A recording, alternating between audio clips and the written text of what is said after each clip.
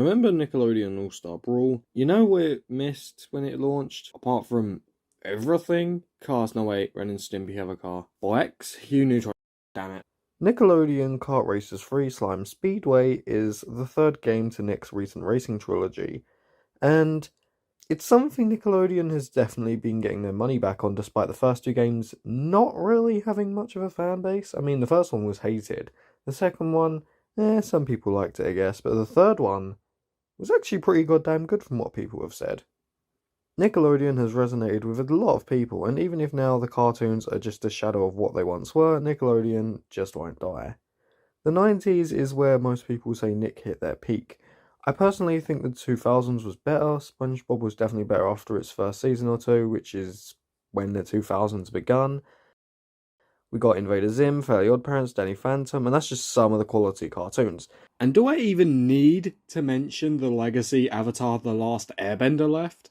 Regardless of what your favourite decade of Nick was, it's obvious Nick have been trying to cling into the last 20 years, in the last 5 years, through revival shows and movies, and the rise in video games, most notably this trilogy. But is the last game in this trilogy any good?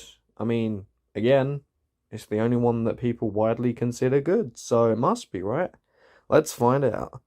Also, before I start, I should mention, like Disney Speedstorm, I used the PlayStation Plus premium trial feature, meaning I could only play it for 2 hours, and to be honest, my thoughts were all collected in that time frame anyway, just thought it was worth saying. The way I thought about this game when playing it with the trial was like a theme park. I mean, I've only got a few hours, and I've got to find the best way to spend that time. And funnily enough, I did play this before playing Speedstorm by like a day, because A, I didn't think I was gonna do a Speedstorm video, and B, this definitely looked like it had video potential, where Speedstorm, again, like I said in that video, I don't want to judge an unfinished game.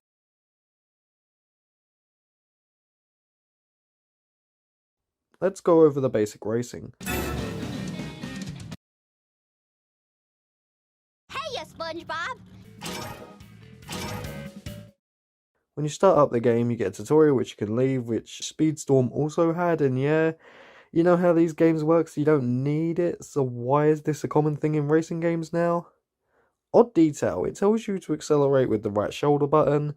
The right trigger does work, which, I mean, I did play through one cup before finding this out, and I did kind of get used to the shoulder button, but like, why wouldn't they tell you to use the trigger like tons of other racing games do?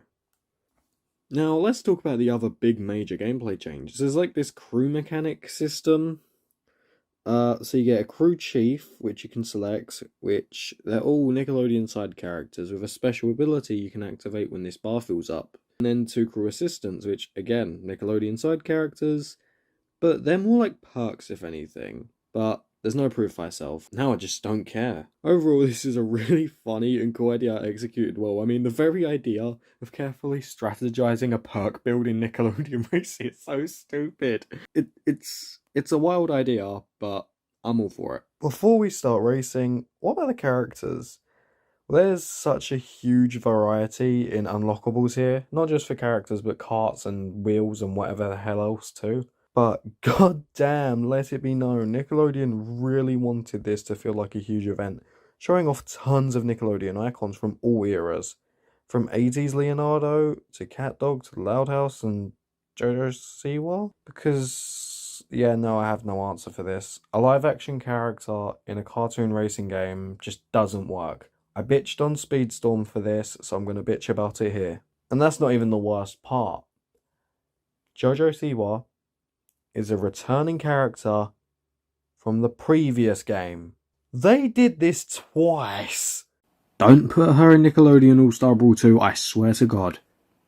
And then there's some characters like Zim who just look ugly, like, ugh, what is that? But the most expensive character of all... The results are in, and the winner is... Reptar!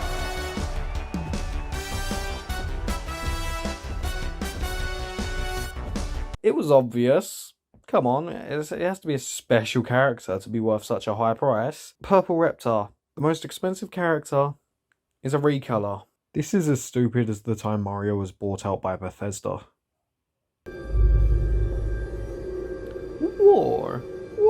changes.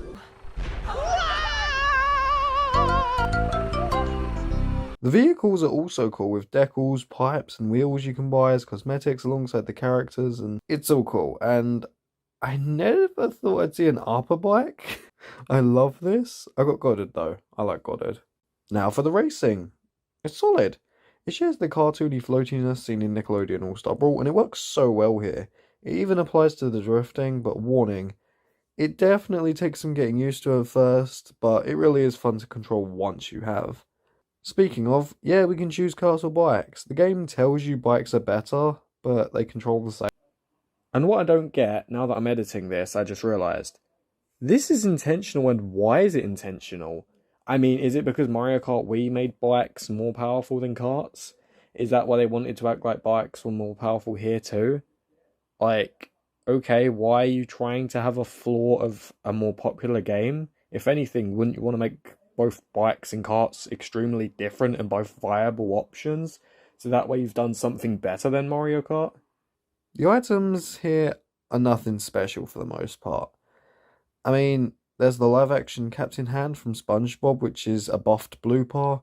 There's Powdered Toast Man, who's both an item and a racer. Don't think the devs thought that through, to be honest. Now for the battle modes. They're garbage. First to 10 hits, kinda good, but somehow the charm is lost here compared to in Mario Kart. It just doesn't feel as fun. A cover the most ground with your colour team game. It's boring, you just drive around and hope you win. Cops and robbers, but it's hilariously one-sided because the robbers can't be freed. Mario Kart 8 Deluxe handled this perfectly fine.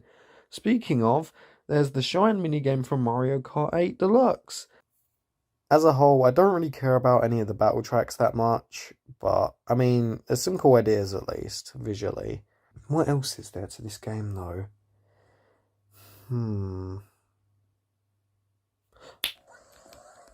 The mission mode. There's something Mario Kart players can't say anymore. I mean, I guess mission mode was in Mario Kart Tour, if you would count that. But if you would, this game's not for you. The way this works is you have a list of simple objectives to complete one by one, and after that, you get a new racer after beating their rival race. I only got Squidward, but I don't care. It was fun. And that was Nickelodeon Kart Racers 3. It was a lot of fun and pretty solid. Whilst my focuses are more going to be on Disney Speedstorm, this game is still pretty solid overall. But who knows? Maybe I'll buy it in the future.